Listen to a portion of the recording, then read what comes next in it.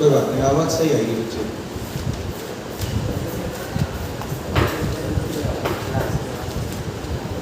देखिए एक बार सेट कर लो बेटे, हो गया? चलो, और कोई बात हो तो वो भी कर लें, फिर अपन शुरू करते हैं। मोक्ष मार्गस्य नेतारम वेत्तारम कर्म वो ये मंगलाचरण जो है ओंकार महामंत्र जैसा मंगलाचरण है। आपने सुना होगा, पिछली बार मैंने ये बात अपनी कक्षा में बताई थी। ये क्या है, पूर्व पाठ मूल्यांकन करने की कोशिश कर रहा हूँ। हाँ, इसके पीछे कारण ये है,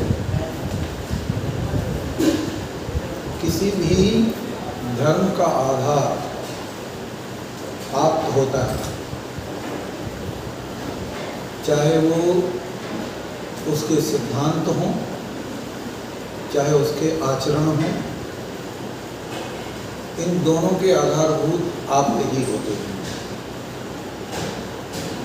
जितना महत्वपूर्ण उन्हें पूजना है, उतना ही महत्वपूर्ण उन्हें क्यों पूजना है ये भी। तो मोक्ष मार्ग से नेतारम में ये वाली बात बताई गई। मंगलाचरण 3 प्रकार के होते हैं। बता सकता है कौन कौन से?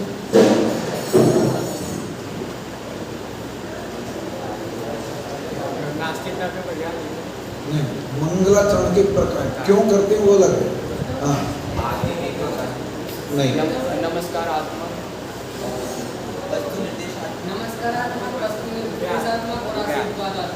हाँ बहुत बढ़िया, ठीक है, ये भी 3 है। और बोलिए, चलिए, हाँ बोलो, कुछ बोल रहे। मुख्य रूप से व्यक्तिनिष्ठ, वस्तुनिष्ठ और उभयात्मक 3 प्रकार के होते हैं। व्यक्तिनिष्ठ का उदाहरण है नमः श्री वर्धमानाय निर्धूत कलिलात्मने सालोकानां त्रिलोकानां निर्विद्यालक्ष्मण। भगवान महावीर को नमस्कार किया इसमें, ठीक है। वस्तुनिष्ठ होते हैं जिनमें वस्तु वर्णन हो, व्यक्ति ना हो। प्रमाणादर्थ संसिद्धि सदा भाषा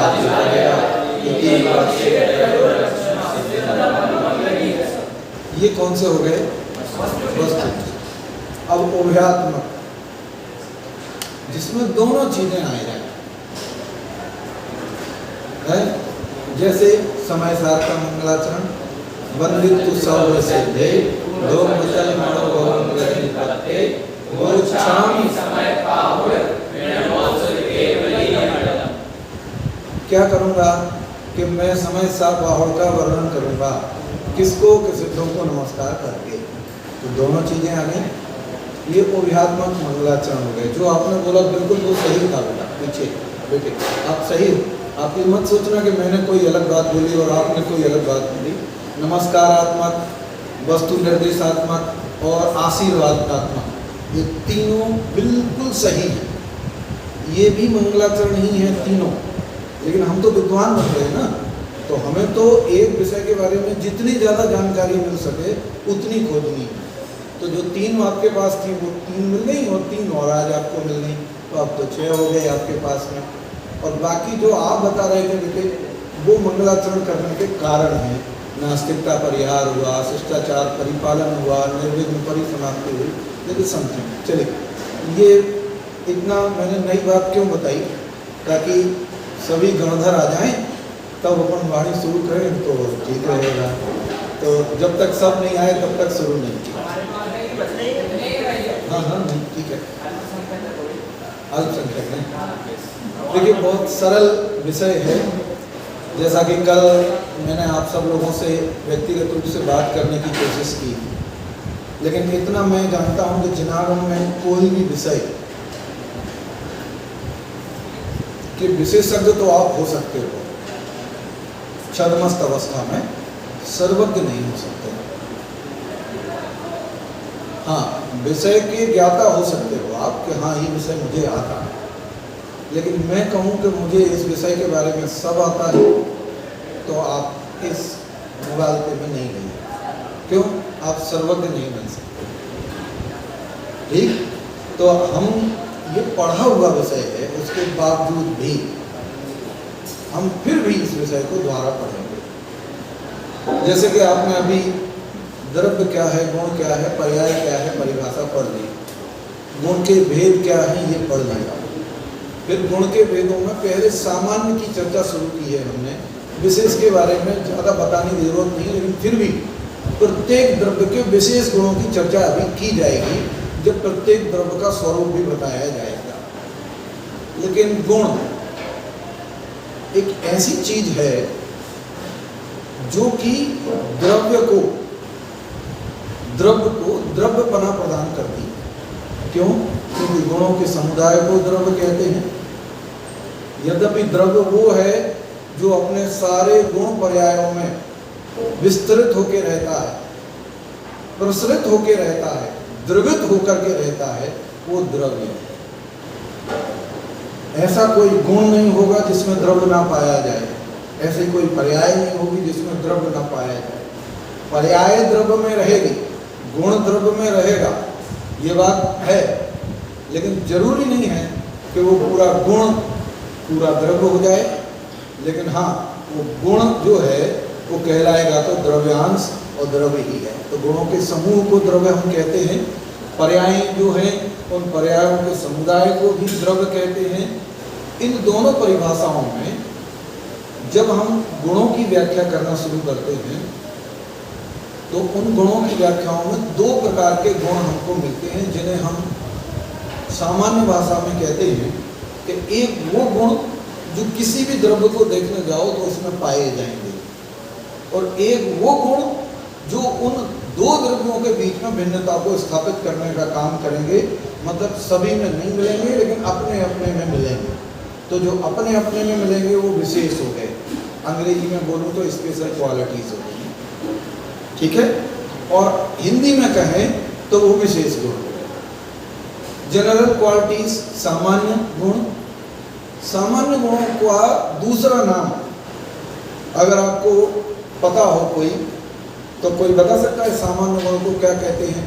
यद्यपि ये प्रचलित नाम नहीं है, लेकिन फिर भी कह सकते हैं ये सारे के सारे सामान्य गुण, विशेष गुण भी ऐसे ही होते हैं, लेकिन सामान्य गुण और विशेष गुण से सभी प्रत्येक द्रव्य में पारिणामिक भाव स्वरूप रहते हैं।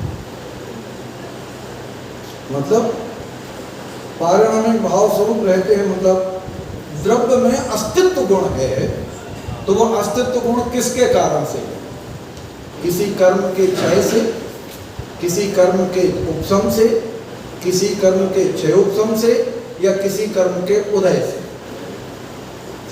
मैं आपसे ही पूछ रहा हूं, मैं नहीं बता रहा भैया, तो कुछ बोलना पड़ता है ना भाई। हाँ बेटा, इधर आपके पीछे दूसरे नंबर पर। हाँ बच्चे, नाम क्या है? प्रियांशु। बोलो बेटे। किसी कर्म के उदय क्षय क्षय उपशम के कारण से है? नहीं। इसका मतलब है जहां स्वभाव ही निमित्त हो, स्वभाव लाभ मात्रम परिणाम। ये आप अभी पीयूष जी पढ़ रहे हो, अभी परिणामी भाव पर आगे के नहीं आगे मुझे नहीं पता, लेकिन उसमें परिभाषा यही है ना बेटा, है क्या नाम है अग्नि क्या, अनिका, हाँ अनिका, ठीक है ना। तो इसलिए सामान्य गुण, आप जब तत्वार सूत्र में पारिणामिक भाव के भेद पढ़ेंगे ना, तो पारिणामिक भाव में लिखा है जीवत भव्यत्व अभव्यत्वानि च, ठीक है, भव्यत्व अभव्यत्वानि च, तो च से क्या लेना, तो ये लेना अस्तित्व, वस्तित्व, प्रमेयत्व, प्रदेशत्व, अगुणत्व, ये लेना। और ज्ञान जीव का असाधारण, दर्शन जीव का असाधारण भाव है, सुख असाधारण भाव है, वीर्य असाधारण भाव है। इसका मतलब ये सारे गुण जो प्रत्येक द्रव्य में पाए जाते हैं वो उसके असाधारण तो नहीं है, लेकिन पारिणामिक है, क्योंकि कुछ साधारण हैं जिन्हें हमने सामान्य गुण कहा, और जो असाधारण हैं उन्हें हमने विशेष गुण कहा। दो बातें याद रहेंगी, सामान्य गुण माने साधारण भाव, और साधारण मतलब वो जगत वाला साधारण नहीं, तो ये साधारण क्वालिटी का है, ये विशेष क्वालिटी का है, वो वाला साधारण नहीं। साधारण मतलब जनरल, सामान्य है कि नहीं। जैसे एसी वाला जनरल कोच में बैठ सकता है कि नहीं बैठ सकता, बैठ सकता है। स्लीपर वाला जनरल कोच में बैठ सकता है कि नहीं बैठ सकता, बैठ सकता है। लेकिन जनरल कोच वाला स्लीपर और एसी में नहीं बैठ सकता। तो ये इसलिए सामान्य बड़ा है और विशेष छोटा। सामान्य व्यापक होता है, विशेष व्यापक। सामान्य व्यापक इस अपेक्षा से, और विशेष व्यापक है, इसलिए वस्तु सामान्य विशेषात्मक होती है, ठीक है। तो हमें 6 सामान्य गुणों की चर्चा करनी है। ये कितनी दूर तक जाएगा, बोर्ड तक चला जाएगा। जैसे कि 6 सामान्य गुणों में कोई मैं हैंडल कर लूंगा, लेकिन मेरी आवाज ऐसी है कि आप तक आएगी। यही प्योर झूठ है कि नहीं आ रही। जैसे सबसे पहले कोई भी बात होती है, अब आएगी है ना बेटा, कोई बात नहीं। जब मैं लाइट मोड में हूं तो you have to be light, when I am serious you have to be serious. Okay है, जब है की बात करी तो किसी भी वस्तु को जब हम ढूंढने जाते हैं ना, तो सबसे पहले यही ढूंढते हैं वो है कि नहीं। आप देखो कुछ भी दुकान पर जाओगे, भाई साहब सफेद कलर की शर्ट है, सब्जी खरीदने जाओगे, भाई साहब टमाटर, क्या बोलोगे, हेलो। इसलिए सबसे पहले हमने अस्तित्व की चर्चा करी, क्योंकि बिना अस्तित्व की चर्चा के बाकी सब चर्चाएं बेकार। एक बार मैं एक बांझ के लड़के की शादी में गया, भाई साहब उसने खरगोश के सींग का जो मुकुट लगाया था, और भाई साहब उसने मृगशाला का जो मतलब वो क्या कहते हैं, मृग तृष्णा के जल से स्नान करके आया था ऐसे, और आकाश के फूलों की जो उसने माला पहन रखी थी, जो खुशबू आ रही थी। क्या अब ये वर्णन हमने किया, तो ये बंध्यासुत विवाह वर्णन कहलाता है न्याय में। तो ये बंध्यासुत विवाह वर्णन में जहाँ अस्तित्व नहीं हो, उसके आगे पीछे तुम कुछ भी रखते जाओ, वो सब निरर्थक ही होता है। ऐसे ही अस्तित्व की चर्चा, अस्तित्व गुण, प्रत्येक वस्तु की एग्जिस्टेंस क्लियर होने के बाद में उसके प्रति हमारा इंटरेस्ट बढ़ता है, उसको जानने की जिज्ञासा और जानने का फल हमको मिलता है। यदि वो वस्तु अस्तित्वहीन है तो ना तो जानने की उसमें जिज्ञासा उत्पन्न होगी, और अस्तित्वहीन वस्तु को जान करके तो किसी को कोई लाभ आज तक हुआ नहीं है। इसलिए अस्तित्व का जानना बहुत जरूरी है, अस्तित्व का विश्वास होना बहुत जरूरी है, ठीक है। अब आप देखते हैं कि कोई भी वस्तु है, लेकिन उसके बाद में उसको ये भी देखा जाता है कि वो कैसी है। तो वो कैसी है की व्याख्या में बाकी के 5 है। वो कैसी है की व्याख्या में 5 है। जैसे कि भाई साहब अपना काम करती है, दूसरे से कोई मतलब नहीं। अपना काम करती है उसका नाम है प्रयोजनभूत। उसका नाम क्या है? प्रयोजनभूत। अपना काम करती है, दूसरे से कोई मतलब नहीं। हम भी दूसरे से कहते ना, कोई अपने आप 3-4 रूम पार्टनर्स अपने कमरों में रहते होंगे, तो एक लड़का एक बच्चे से मिलने आता है और फिर वो पलंग पर बैठ जाता है। फिर वो बैठ करके इससे जो काम होता है वो तो भूल जाता है, और बाकी के 3 के साथ में और या 2 के साथ या उसके साथ ही दूसरी बात है। तो जो एक बच्चा जो बिल्कुल परम निर्वाण मतलब निर्लेप है, निर्ममत्व है उसके प्रति, वो ये कहता है यार तू अपना काम से काम कर, तो जल्दी नहीं बढ़ते हैं भाई। अब यहाँ आके बैठ गए, क्यों आए थे तुम? तो बोले साहब नोटबुक लेने आए थे। ले ना, हो जाओ।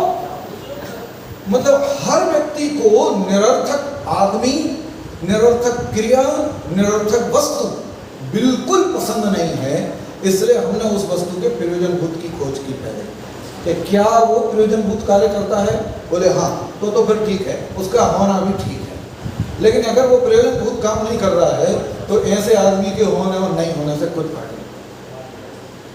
काम का है कि नहीं है? तो बोले है।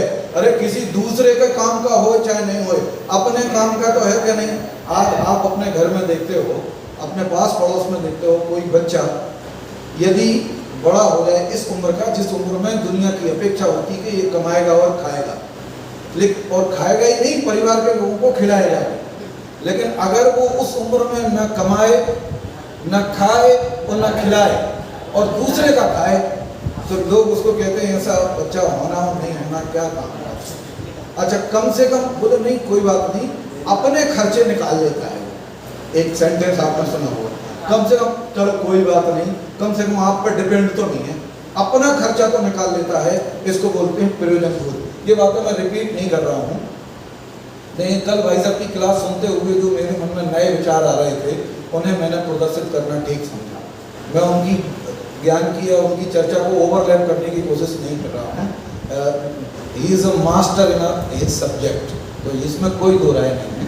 तो वो अपने विषय की, लेकिन मेरे मन में ये विकल्प कल आ रहे थे, तो मैंने कहा कि इनको कैसे निर्णय करूँ।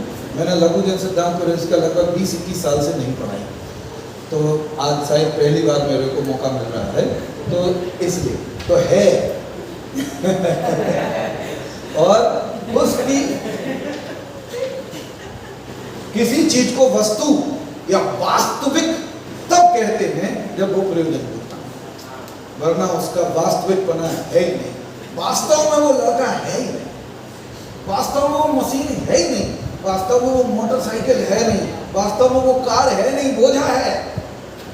कहीं जाते हैं तो वो रुक जाती है, फिर उसको ले जाना पड़ता है। कभी देखा होगा ना आपने, आप कार को ले जा रहे हो कि कार आपको ले जाती है, दोनों में अंतर है। जब पंचर हो जाती है तो आप कार ले जाते हो, और जब सही होती है तो कार आपको ले जाती है। तो ये देखना है कि वो अपनी प्रयोजनभूत काम कर रही कि नहीं कर रही। अगर पंचर है ये पंचर नहीं है, वस्तु। देखो एक और चीज है, वास्तविक बात ये है कि प्रयोजनभूत क्रिया, जिसको हम भाषा, न्याय की भाषा में, शास्त्रीय भाषा में एक शब्द आता है जिसको बोलते हैं अर्थ क्रिया कारित्व। ठीक है, थोड़ा ऊर्ध्वगमन हो गया है। अर्थ क्रिया कारित्व, अब ये अर्थ का अर्थ ही प्रयोजनभूत है, और क्रिया और जो कारित्व शब्द है ना, ये गुणपने को सूचित कर रहा है। काय को सूचित कर रहा है? गुणपना। अर्थ क्रिया कारित्व भाववाची शब्द है। कौन सा शब्द है ये? भाव माने यहाँ भाव का अर्थ है गुण, क्वालिटी। भाव शब्द के 3 अर्थ होते हैं। भाव मतलब द्रव्य भी है, भाव मतलब गुण भी हो, भाव मतलब पर्याय भी होता है। भाव जब अस्तित्व के अर्थ में प्रयोग होता है, सत्ता के अर्थ में प्रयोग होता है, तो द्रव्य उसका अर्थ होता है। भाव मतलब जब स्वभाव के अर्थ में प्रयोग होता है तो उसका अर्थ गुण होता है, और भाव जब होने के अर्थ में प्रयोग होता है तो उसका अर्थ पर्याय होता है, क्रिया। तो भाव तीनों अर्थों में चलता है, द्रव्य भी है, गुण भी है और पर्याय भी है। तो इसलिए अकेला भाव से भाव नहीं चलता, इसलिए पूरी दुनिया में भाव चलता है। कहीं भी लगा लो, अब सब भाव ही देते हैं, भाव ही लेते हैं, भावों से ही सौदे होते हैं, स्वभाव देखते हैं, स्वभाव को जानते हैं, स्वभाव में ही रमते हैं और स्वभाव का ही लाभ लेते हैं। जो कुछ है वो सब यही है, सृष्टि है ये पूरी। चलो, तो अर्थ क्रिया कार्यत्व की बात कर रहे बेटा है। ये प्रयोजनभूत क्रिया जिसमें नहीं होगी ना, उसके होने का कोई अर्थ नहीं है।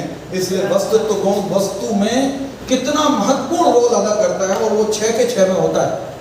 मतलब आज आप उद्गल द्रव्य के बारे में ये नहीं कह सकते हो कि आखिर ये क्या काम का है। आपने देखा होगा, हिंदी साहित्य में भी पढ़ा होगा कि कोई भी वस्तु अप्रयोजनभूत क्यों नहीं है, क्योंकि जहाँ जो वस्तु आपके लिए निरर्थक होती है वो वस्तु किसी दूसरे के लिए नियम से सार्थक होती है।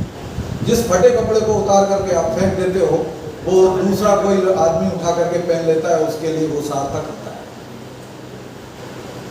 है।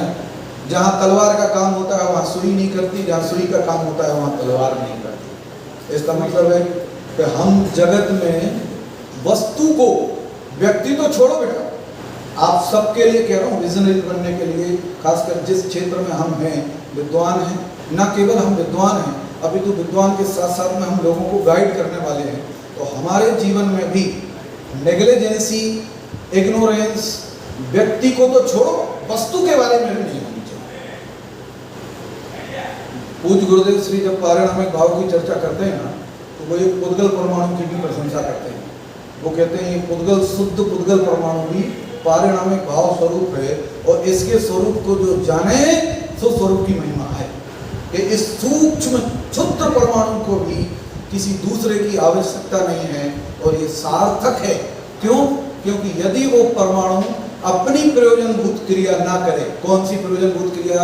इसने दुर्क्षत्वाद बंधा, एक पुद्गल परमाणु दूसरे पुद्गल परमाणु से बंधता है, वो ना करे तो ये टेबल ना बने, ये कुर्सी ना बने, ये मकान ना बने, ये कपड़ा ना बने, ये शरीर ना बने, अगर वो अपनी प्रयोजनभूत क्रिया बना।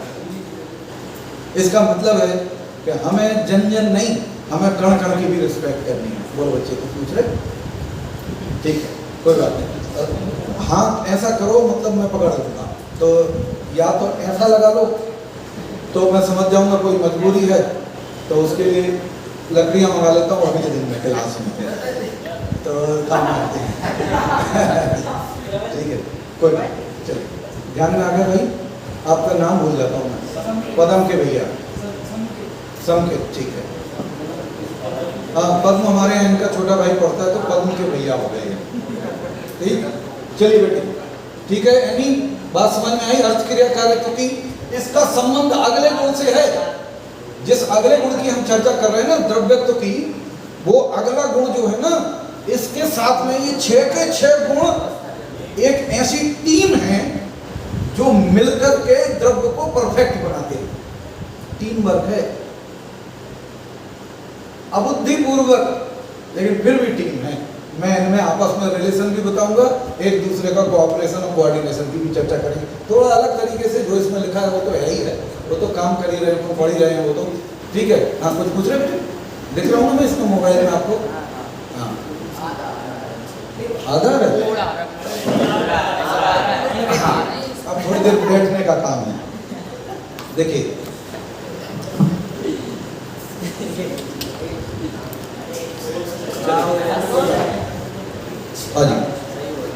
अस्तित्व गुण के बाद में अगली वस्तुत्व के बाद में द्रव्यत्व गुण की परिभाषा है, उसको पढ़ते हैं अपन।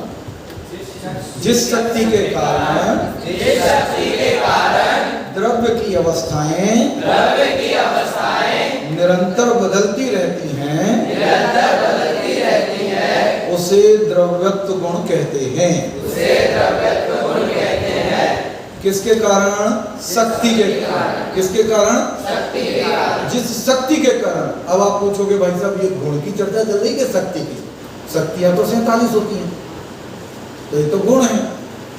तो गुण की अभिव्यक्ति को शक्ति कहते हैं।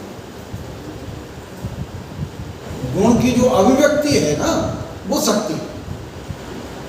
ठीक है। हनुमान जी में क्या शक्ति थी भैया? उड़ के जा सकते थे पूरा समुद्र पार करके, लेकिन वो जो शक्ति थी उसकी अभिव्यक्ति नहीं थी।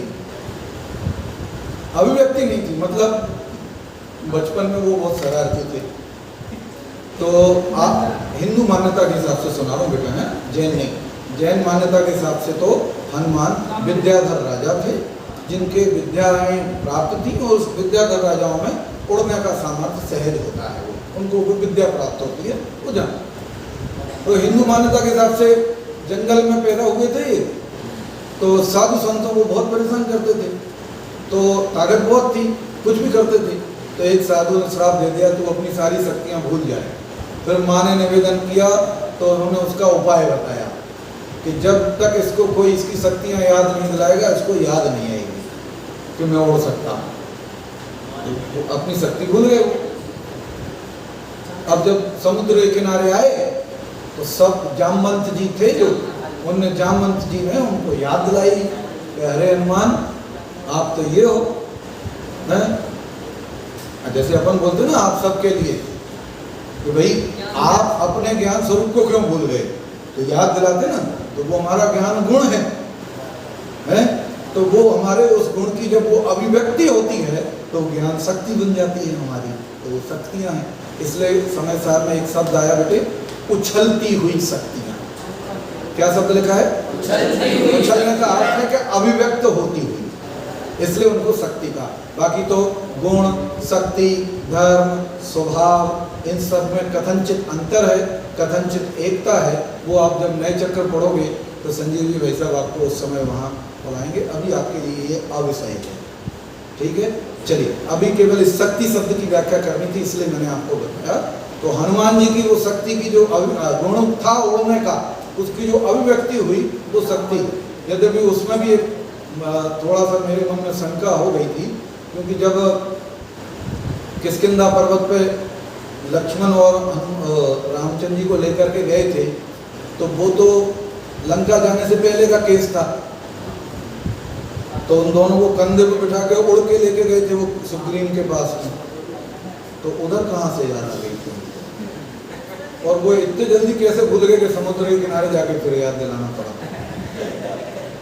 माताजी को बताया था ना महंत ने, क्या जिसने श्राप दिया था हनुमान जी? वो तो हनुमान जी को भी उन्होंने बोला नहीं था, लेकिन मैं ये पूछ रहा हूँ इसके पहले राम और लक्ष्मण ने तो उनको याद नहीं दिलाया था कि हनुमान तुम उड़ सकते हो, मुझे उड़ा करके किष्किंधा पर्वत के ऊपर ले जाओ। लेकिन उस समय रामायण में रामानंद सागर जी ने दिखाया है कि उड़ा करके ले गए उनको दोनों को, और फिर वहाँ समुद्र के किनारे जाके फिर भूल गए। तो ये उनके शास्त्रों में कोई गलती नहीं होगी, ये रामानंद सागर जी की गलती नहीं है प्रेजेंटेशन की। ठीक है, तो भैया पदम के भाई सम्यक, हाँ कोई बात नहीं, सुनो नाम से। हाँ हाँ, तो बच्चे अब इसके बाद अपन पढ़ते हैं, जिस शक्ति के कारण द्रव्य की अवस्था।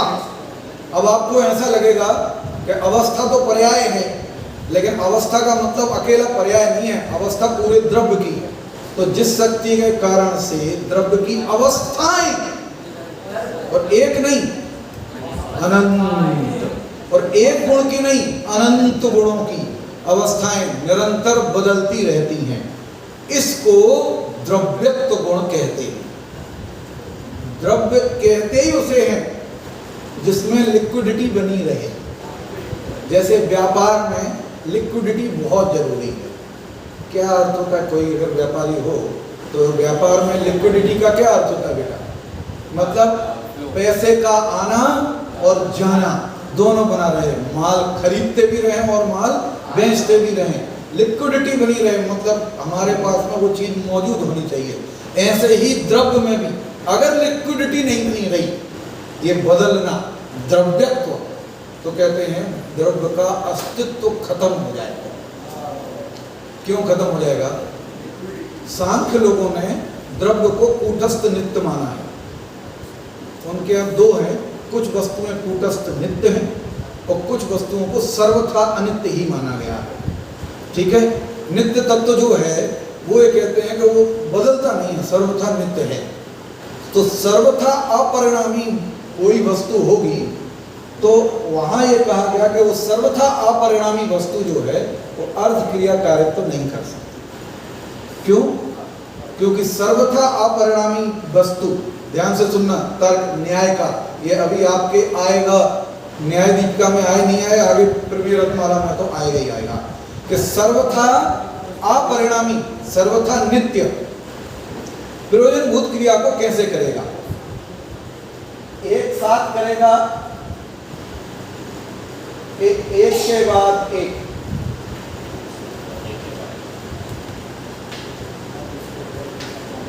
चलो तुम्हारी परीक्षा। अब एक कोई वस्तु सर्वथा नित्य है, ठीक है, अब उसे क्रिया करनी है, प्रयोजनभूत क्रियाएं करनी है, अवस्थाएं अपनी, और वो सर्वथा नित्य है। जोर डालना भैया है सभी लोग, जोर, सर्वथा नित्य है वो, और अब उसे प्रयोजनभूत क्रिया करनी है।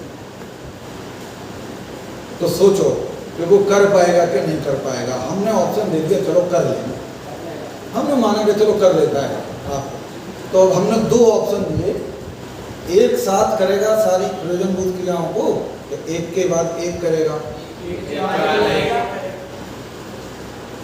हाँ बोलो, सर्वथा नित्य है वो।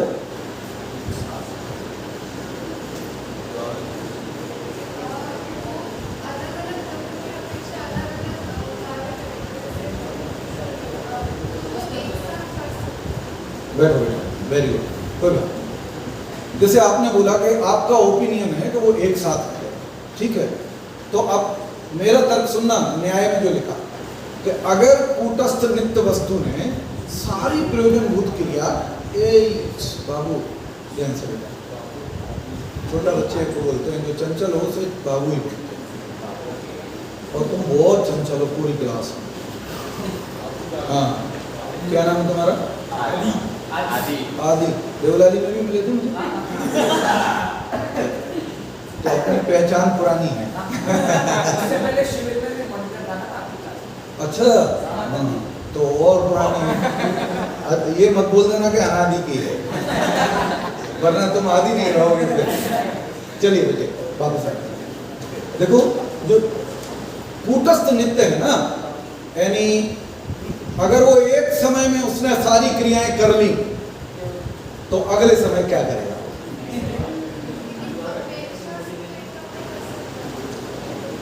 तो वही तो कह रहा, प्रयोजनभूत क्रियाओं को एक साथ कर लेगा सबको कि एक के बाद एक करेगा? अगर एक साथ कर लेगा तो अगले क्षण क्रिया रहित होने से, तब सुनना, अगले क्षण क्रिया रहित होने से अस्तित्व विहीन हो जाएगा, क्योंकि अब उसमें कोई भी क्रिया बचेगी नहीं, तो वो स्वयं भी अस्तित्व विहीन हो जाएगा। और अगर वो कहो कि एक के बाद एक करेगा तो फिर वो नित्य कहाँ रहा? फिर तो वो अनित्य हो गया ना, जो एक के बाद एक करता रहे, बदलता रहे, बदलता रहे, बदलता रहे, तो फिर वो नित्यत्व की हानि का प्रसंग आएगा। बहुत लंबी चर्चा है, करीबन 8-9 पेज में चर्चा चलती है ये प्रकरण की, तो वो जब आपका काल आएगा तब आप जरूर पढ़ना उसको, इसके संबंध में।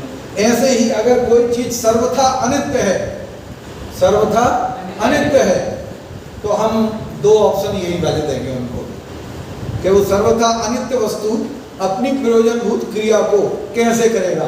एक साथ करेगा या एक के बाद एक करेगा? सर्वथा अनित्य है, एक साथ कर लेगा तो अगले क्षण वो भी खत्म, क्रियाएं भी खत्म, अस्तित्व विहीन। और अनित्य जो है वो एक के बाद तो एक कर ही नहीं सकता। क्यों? क्योंकि वो अनित्य ही है, तो इसलिए नहीं कर सकता। तो अब आप कनेक्शन देखो कि वस्तु है, अस्तित्ववान है, और वो अपनी प्रयोजनभूत क्रिया को भी करता है, लेकिन प्रयोजनभूत की क्रिया को तब कर सकता है जब वो परिणामी स्वभाव वाला हो। कैसा हो वो?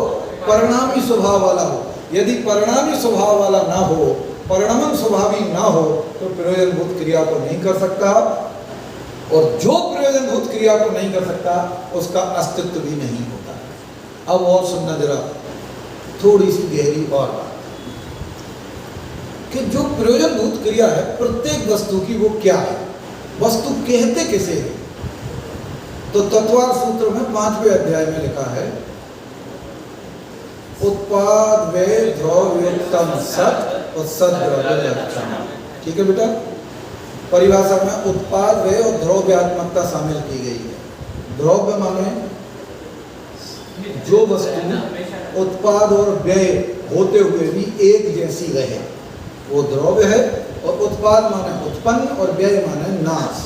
सोना, उससे हार बना तो हार का हुआ उत्पाद, और बिस्किट रूप अवस्था में या पिंड रूप अवस्था में था, उससे हार बना तो उसका हो गया व्यय, लेकिन सोना सोना रहा, इसको बोलते हैं। दूसरा, प्रत्येक द्रव्य अपनी उस परिणमनशीलता को अर्थात इस उत्पाद व्यय रूप क्रिया को ना करे जो कि उसकी प्रयोजनभूत क्रिया है, बदलना, परिणमना, उसको ना करे तो फिर वो सत नहीं रह सकता इस परिभाषा के हिसाब से। क्यों? क्योंकि उत्पाद व द्रव्यात्मक ही सत होता है और वही द्रव्य का लक्षण होता है। तो द्रव्य में द्रव्यपना कायम रखने के लिए ये सब गुण काम करते हैं। ऐसे ही ये द्रव्यत्व गुण भी द्रव्य को द्रव्यपना करने के लिए, और पता है आपको किसी भी द्रव्य को द्रव्य संज्ञा द्रव्यत्व गुण के कारण से मिली है, किसी भी द्रव्य को वस्तु संज्ञा वस्तुत्व गुण के कारण से मिली है, और किसी भी द्रव्य को सत संज्ञा अस्तित्व गुण के कारण से मिली है। अस्ति सत उसके कारण से मिली है। समझ में आया? कितनी बात हो गई? 3, अस्तित्व गुण, वस्तुत्व गुण और द्रव्यत्व गुण। द्रव्यत्व गुण के बारे में भी किसी को कोई शंका हो तो बोलो। सरल है लेकिन मार्मिक बात है। आपको पता है इसी द्रव्यत्व गुण से क्रमबद्ध पर्याय की सिद्धि होती है।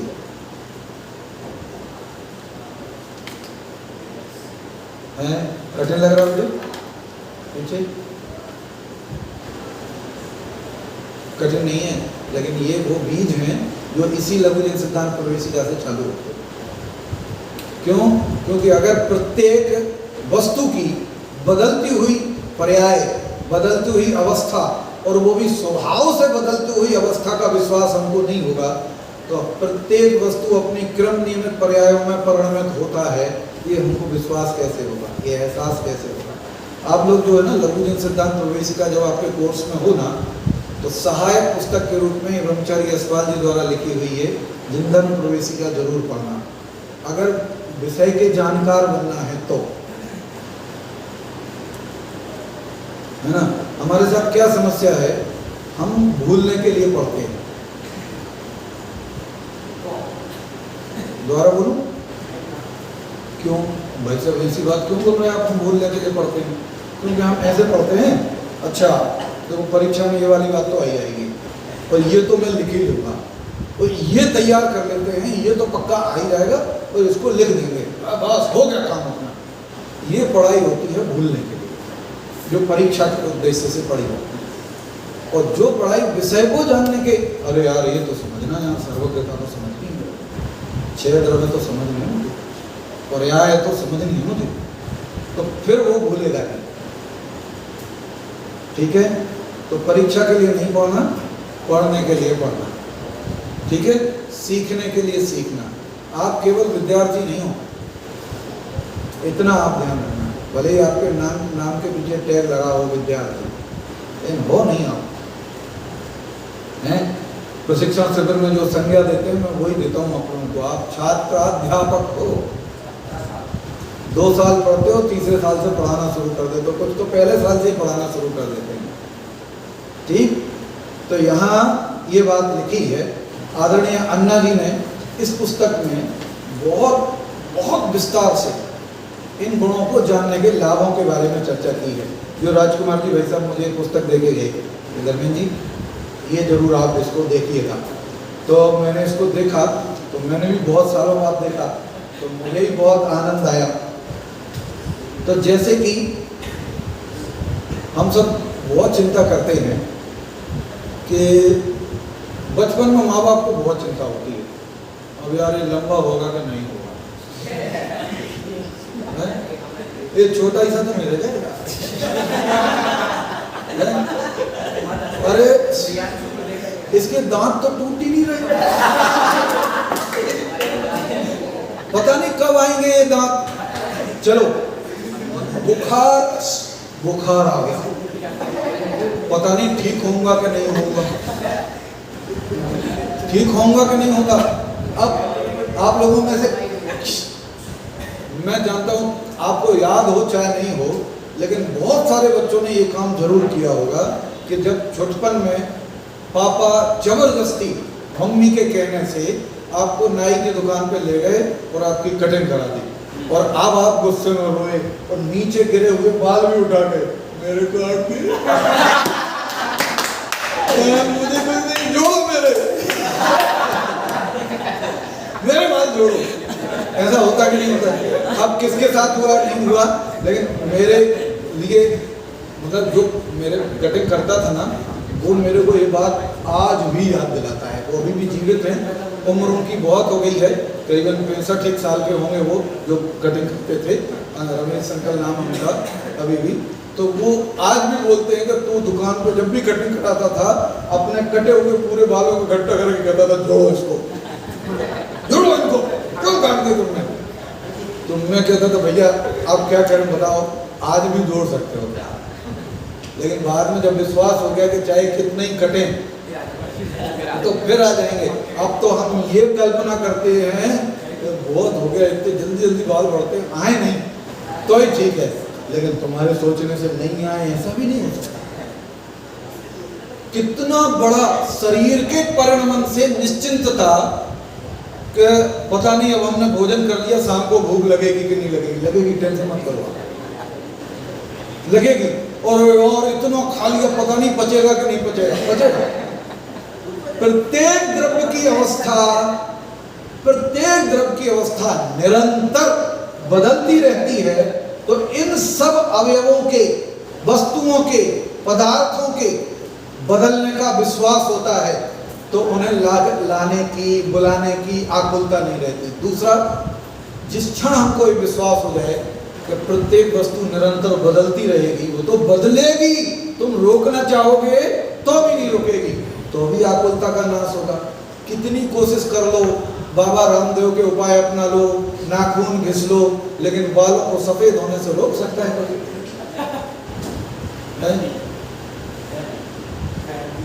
रोका है किसी ने?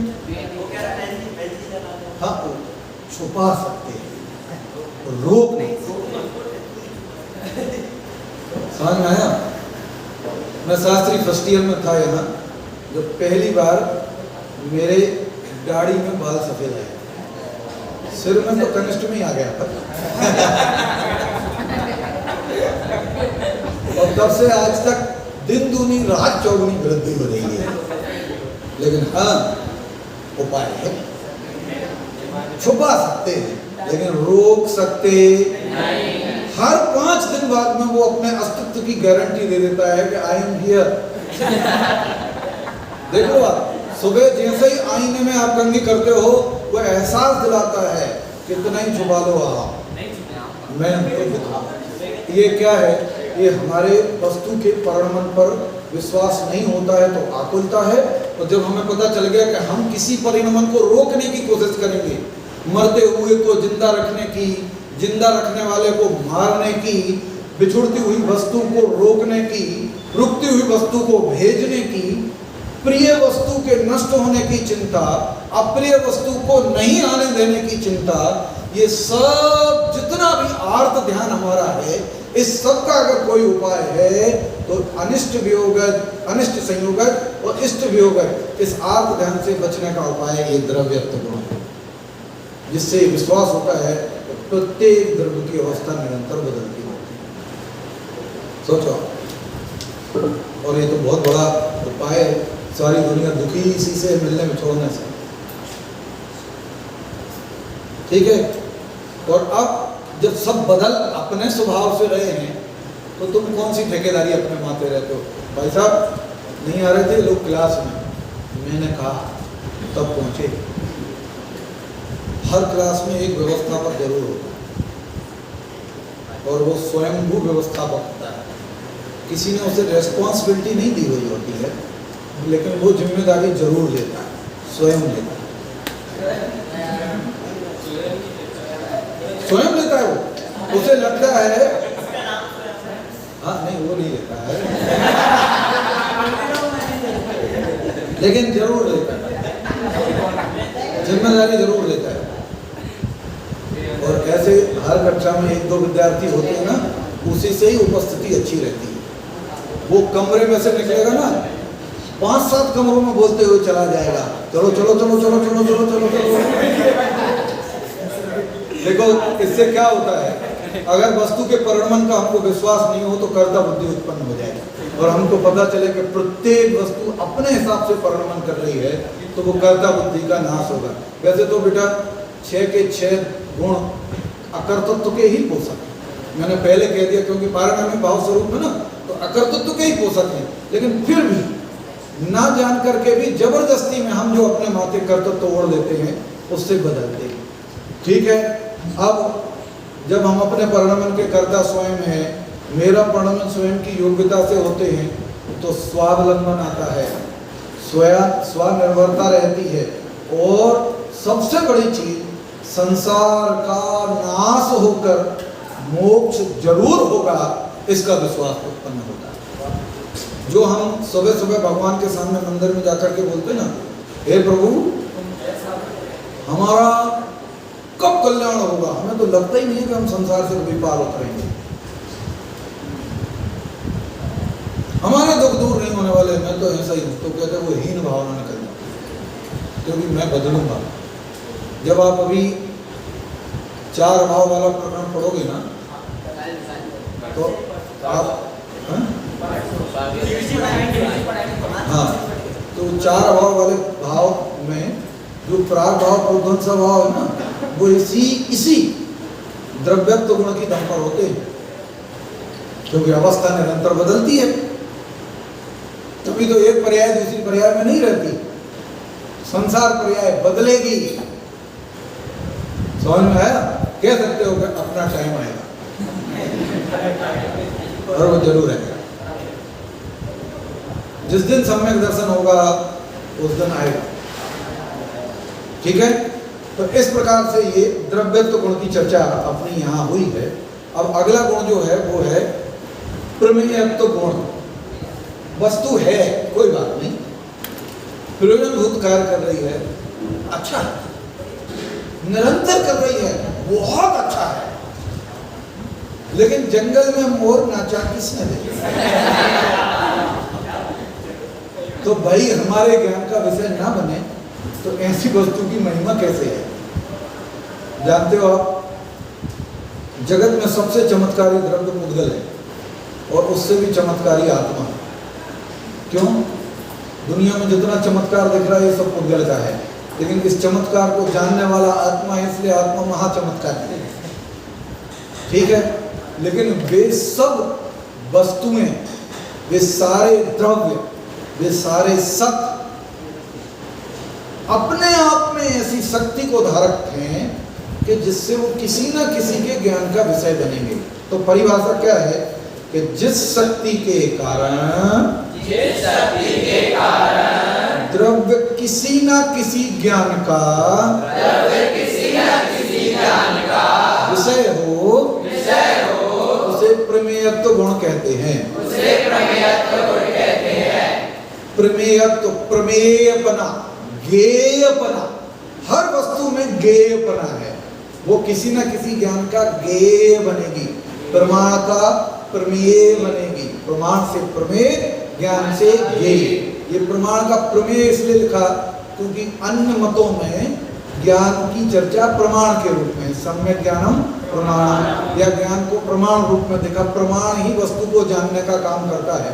तो जो वस्तु हमारे यहाँ है, जीव, पुद्गल, धर्म, अधर्म, आकाश और काल, इन सब में प्रमेयत्व गुण पाया जाता है। जिसके कारण से ये किसी ना किसी ज्ञान का, किसी ना किसी के नहीं, परिभाषा, अच्छा किसी ना किसी के और किसी ना किसी ज्ञान, इसमें क्या अंतर है? हाँ, किसी के पास ज्ञान है उसका विषय और ज्ञान अकेली का विषय है। देखो हम इतना जान सकते हैं कि हम हैं सर्वज्ञात स्वभावी। कैसे हम? सर्वज्ञ स्वभावी जिसको बोलते ना, आप लोग सब भूल गए भाई साहब। मैंने पिछले शिविर में अक्टूबर शिविर में बहुत मेहनत की थी इस बात पर, सर्वज्ञ स्वभावी वाली चर्चा पर। लेकिन क्या करें, हम भूलने के लिए ही पढ़ते हैं, भूलने के लिए पढ़ते हैं। ठीक है, मैंने कहा प्रत्येक आत्मा सर्वज्ञ स्वभावी है। What is the proof? How can you prove it? जैसे दीपक, एक छोटे से दीपक को, यहाँ जल रहा है ये, इसको हमने आवृत कर दिया, ढक दिया, तो अब ये पूरे हॉल को प्रकाशित नहीं करेगा। लेकिन जैसे ही इस पर आवरण हटा, इसका उजाला पूरे हॉल में फैलेगा। तुम हॉल की बात कर रहे हो, 2 किलोमीटर तक फैलेगा। भले ही 2 किलोमीटर तक तुम्हें इसके कारण से कुछ ना दिखे, लेकिन ये दिखेगा। इसका मतलब है कि इसका प्रकाश वहां तक है। ये तुम्हारी इंद्रियों की कमजोरी है कि उसके प्रकाश में तुम नहीं देख पा रहे हो, क्योंकि प्रकाश ज्ञान का कारण नहीं है। ध्यान से, न्याय किसी को नहीं बख्शता, न्याय पर चलता है। ये तुम्हारी बात है कि तुम नहीं जान पा रहे, ये बात अलग है, और आलोक ज्ञान का कारण नहीं है, लेकिन ये प्रकाश वहां तक प्रकाशित जरूर कर रहा है।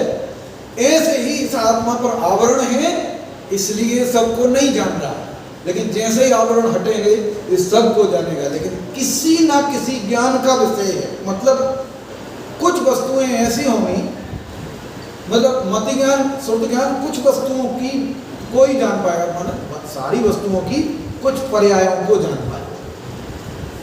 अवधि ज्ञान किसी और चीज को जानेगा, मना पर्याय ज्ञान किसी और को जानेगा। मना पर्याय ज्ञान का विषय अवधि ज्ञान का नहीं है, अवधि ज्ञान का विषय मना पर्याय ज्ञान का नहीं है, अवधि ज्ञान का विषय मति ज्ञान शुद्ध ज्ञान का नहीं है, मति ज्ञान शुद्ध ज्ञान का विषय अवधि ज्ञान का नहीं है, लेकिन सबके अपने अपने विषय हैं। मतलब वो किसी न किसी पदार्थ को विषय बनाते हैं, अर्थात हर पदार्थ किसी न किसी टाइप के ज्ञान का विषय होता है, और जो किसी भी ज्ञान का विषय बनने से बच जाए तो केवल ज्ञान का विषय होता है। अर्थात केवल ज्ञान में तो सारे पदार्थ झलकते हैं। इसका मतलब है कि मति से बचोगे, श्रुत से बचोगे, अवधि से बचोगे, मन पर्याय से बचोगे, तो केवल ज्ञान तो जान ही लेगा। मतलब किसी न किसी ज्ञान का विषय होता है। और ये पांचों ज्ञान 5 आदमियों में नहीं होते भाई, एक में होते हैं। मैं ही मति ज्ञानी, मैं ही श्रुत ज्ञानी, मैं ही क्षयोपम के निमित्त से अवधि ज्ञानी, मैं ही क्षयोपम के निमित्त से मना पर्याय ज्ञानी, और मैं ही क्षय के निमित्त से केवल ज्ञानी। तो मेरे किसी न किसी ज्ञान का विषय। तो एक व्यक्ति की अपेक्षा से बात करें, जब हम किसी न किसी के बोलते हैं तो वो व्यक्तिनिष्ठ कथन हो जाता है, और किसी न किसी ज्ञान का विषय होता है तो ये बहुत ब्रॉड कथन है। इसकी चर्चा थोड़ी सी और, ये मेरा प्रमेय तो बहुत थोड़ा प्रिय है ना, क्योंकि न्याय से टच में हो, और न्याय इस समय मेरे दिमाग में 24 घंटे घूमता है इन दिनों। तो चर्चा, इसकी जो शेष चर्चा है वो अपन कल करेंगे। 2 परिभाषाएं अपन ने पढ़ी, एक स्वर में एक साथ। पहले एक बार द्रव्यत्व गुण की परिभाषा और फिर प्रमेयत्व की परिभाषा पढ़ेंगे। द्रव्यत्व गुण, जिस शक्ति के कारण द्रव्य की अवस्थाएं निरंतर बदलती रहती है उसे द्रव्यत्व गुण कहते हैं। जिस शक्ति के कारण द्रव्य किसी न किसी ज्ञान का विषय हो उसे प्रमेयत्व गुण कहते हैं। ओम नमः शिवाय।